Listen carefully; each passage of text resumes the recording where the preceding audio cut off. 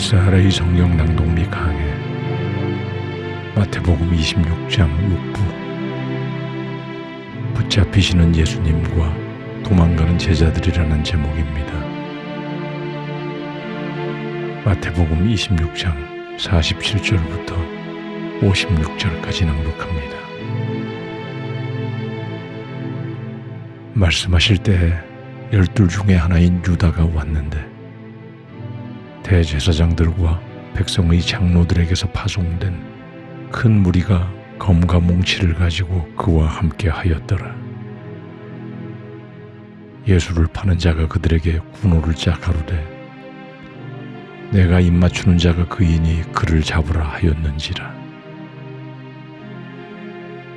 곧 예수께 나오와 랍비여 안녕하시옵니까 하고 입을 맞추니 예수께서 가라사대 친구여 내가 무엇을 하려고 왔는지 행하라 하신대 이에 저희가 나오와 예수께 손을 대어 잡는지라. 예수와 함께 있던 자 중에 하나가 손을 펴 검을 빼어 대제사장의 종을 쳐 그 귀를 떨어뜨리니 이에 예수께서 이르시되 내 검을 도로 집에 꽂으라. 검을 가지는 자는 다 검으로 망하느니라. 너는 내가 내 아버지께 구하여 지금 12영 더 되는 천사를 보내시게 할 수 없는 줄로 아느냐. 내가 만일 그렇게 하면 이런 일이 있으리라 한 성경이 어떻게 이루어지리요 하시더라. 그때 예수께서 무리에게 말씀하시되 너희가 강도를 잡는 것 같이 검과 몽치를 가지고 나를 잡으러 나왔느냐.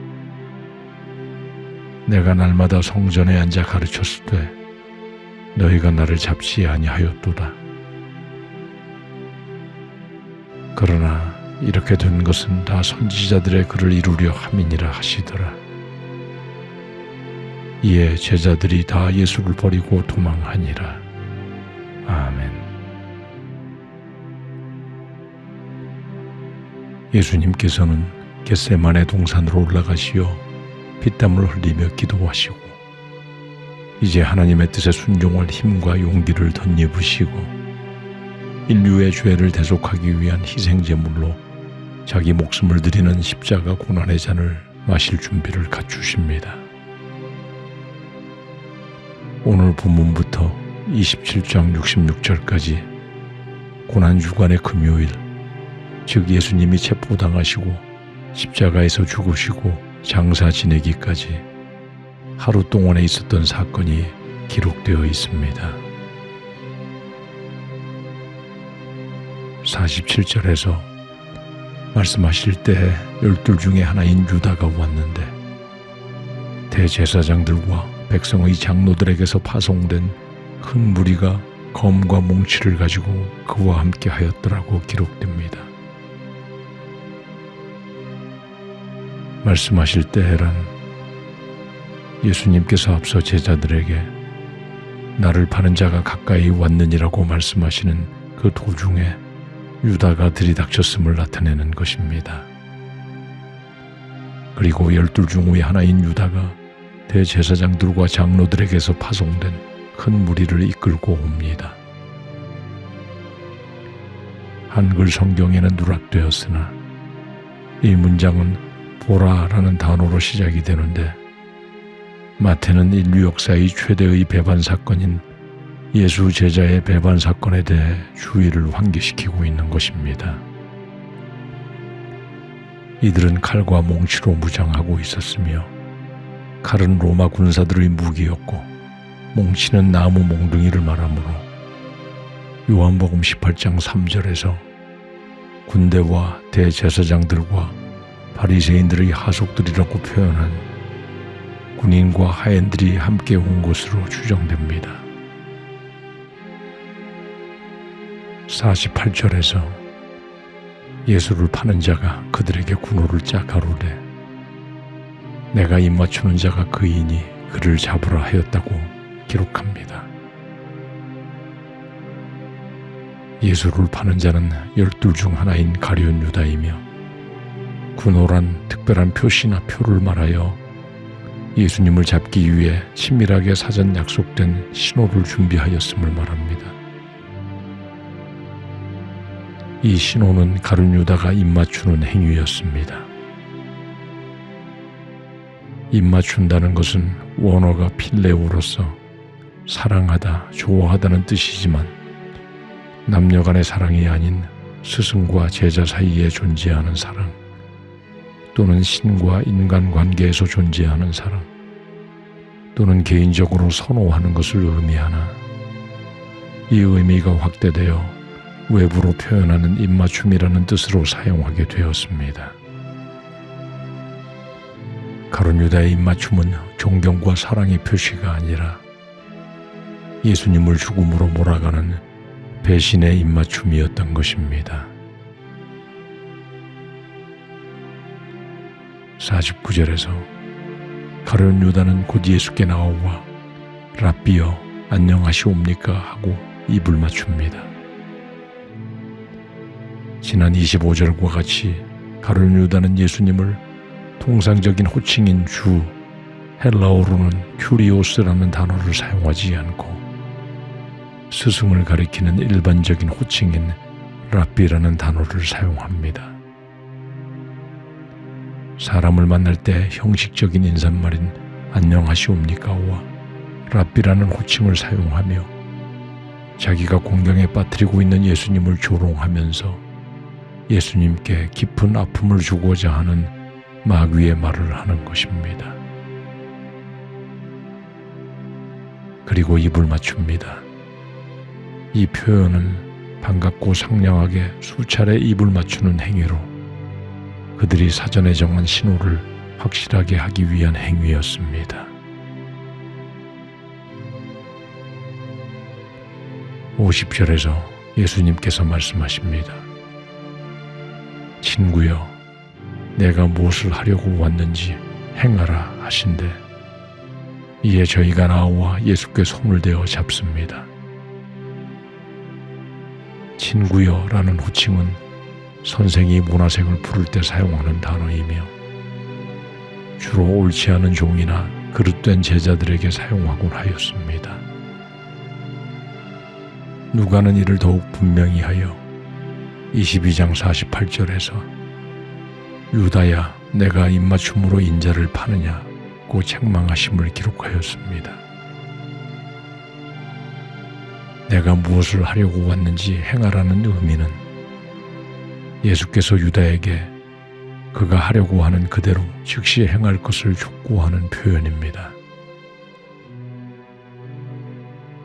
그런데 51절에서 예수와 함께 있던 자 중에 하나가 손을 펴 검을 빼어 대제사장의 종을 쳐 그 귀를 떨어뜨립니다.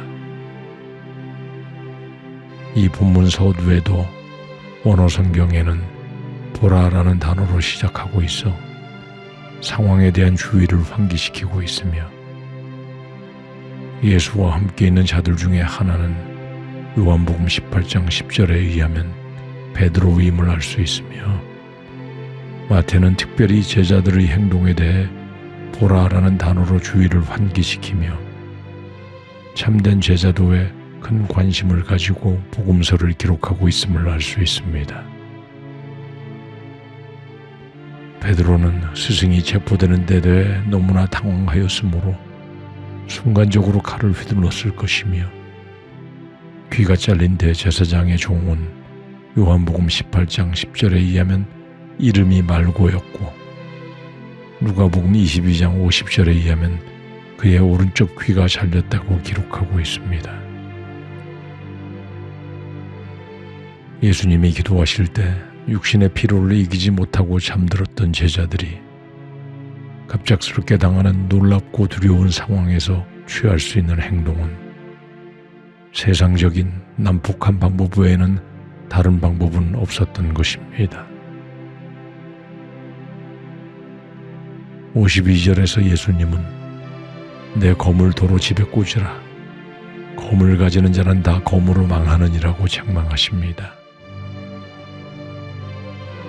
이는 무력으로 상대를 제압하면 결국 자기도 무력으로 망하게 될 것임을 말씀하시는 것이며 나아가 지금 무력으로 예수님을 잡기 위해 온 자들도 결국 무력으로 망하게 될 것임을 예고하시는 것입니다.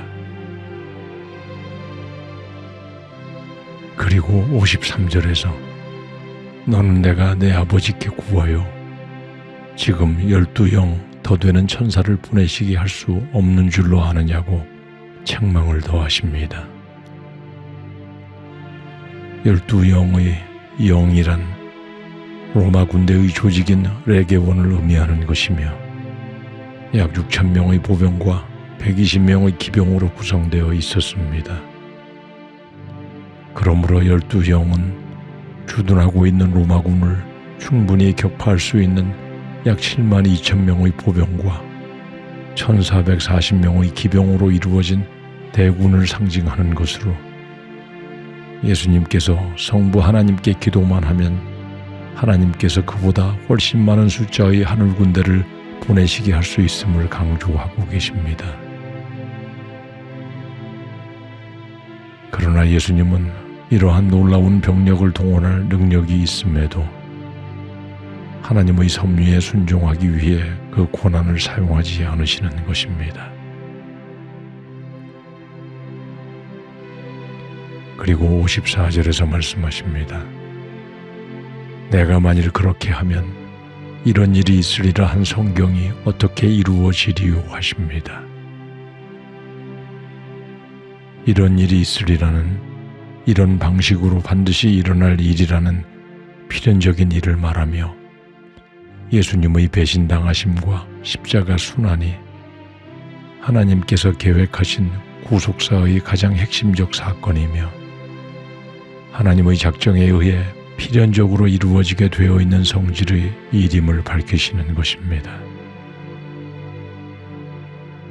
여기서 성경이라고 표현된 원어는 그라페이며 기록물이라는 뜻으로 구약 성경을 가리키는 단어이며 이 단어가 복수로 사용되므로 예수님의 배반당하심과 고난 및 십자가 희생 등 예수님에 대해 예언한 구약의 모든 글들을 지칭하는 것입니다. 그러므로 이 성경을 이루기 위해 오신 예수님의 사역에 놀라고 당황하여 칼을 휘두르는 베드로의 행동은 하나님의 계획을 방해하는 것이므로 이 위급한 상황에서도 책망의 어조로 제자들을 깨닫게 하시는 것입니다. 55절에서 그리고 예수님은 무리에게 말씀하십니다. 너희가 강도를 잡는 것 같이 검과 몽치를 가지고 나를 잡으러 나왔느냐? 내가 날마다 성전에 앉아 가르쳤을 때 너희가 나를 잡지 아니하였도다고 하십니다.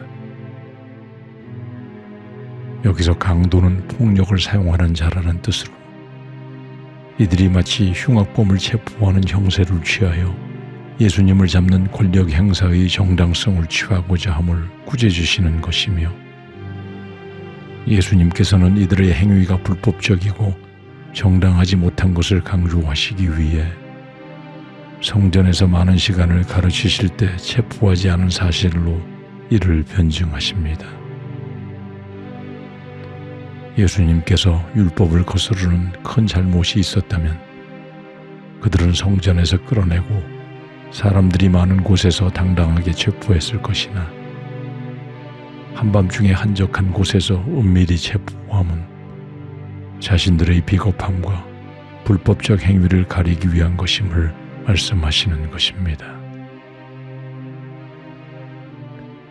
이어 56절에서 예수님은 이렇게 된 것은 다 선지자들의 글을 이루려 함이니라 하시니 이에 제자들이 다 예수를 버리고 도망합니다. 예수님의 삶이 구약 성경 성취의 연장선상에 있으며 구약의 모든 예언들이 예수님에 의해 이루어진다는 사실을 말씀하시는 것이며 예수님은 구속사의 흐름에 있어 반드시 등장하실 수밖에 없는 분이시고 또한 성실하게 성경의 예언들이 이루어지도록 순종하신 분이신 것입니다.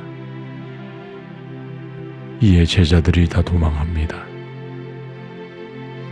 이해란 그때라는 뜻이며 예수님이 저항하지 않으시고 순수히 체포되자마자 바로 한 명도 남김없이 신속하게 도망하였음을 표현하는 것입니다.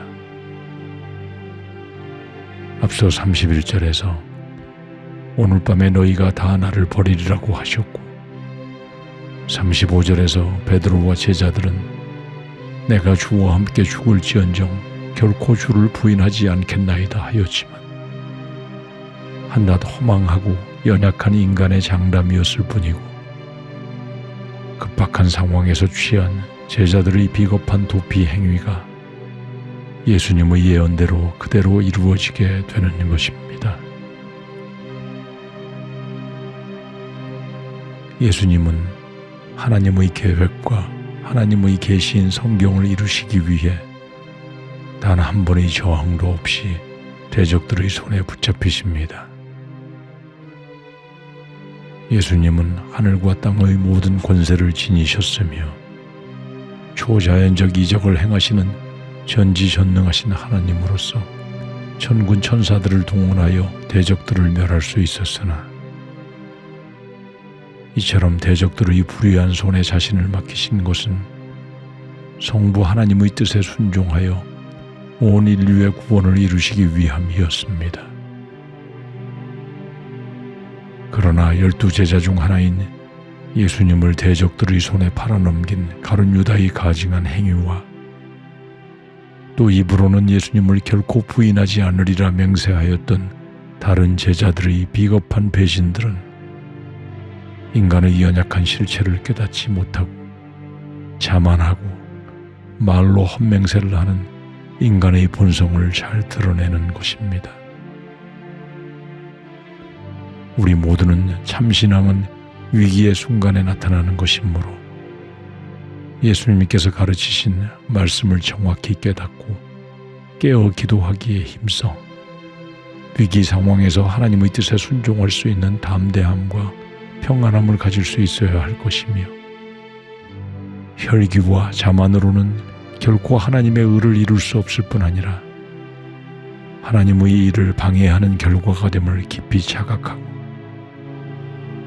오히려 성령의 검인 성경 말씀과 가장 큰 무기인 예수님께서 인류에게 보여주신 사랑으로 무장하여 이 세상을 넉넉히 이길 수 있는 모두가 되어야 할 것입니다.